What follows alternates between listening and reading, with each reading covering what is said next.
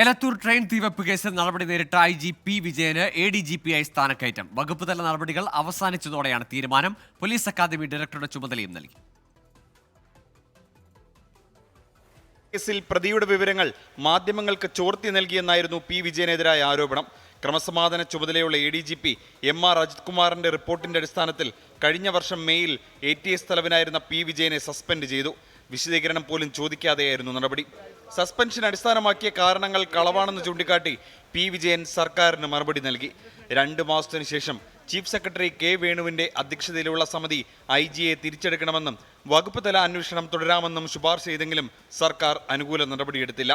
പിന്നീട് സെപ്റ്റംബറിൽ IG-ക്ക് അനുകൂലമായി 2ാം തവണയും ചീഫ് സെക്രട്ടറി അധ്യക്ഷനായ സമിതി റിപ്പോർട്ട് നൽകി. ഇതിനെ തുടർന്ന് നവംബറിൽ സസ്പെൻഷൻ പിൻവലിച്ച് മുഖ്യമന്ത്രിയുടെ ഉത്തരവിറങ്ങി.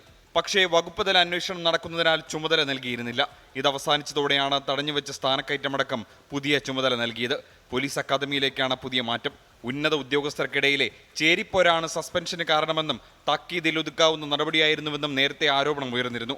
1999 ബാച്ച് IPS ഉദ്യോഗസ്ഥനാണ് P. വിജയൻ. 24 തിരുവനന്തപുരം.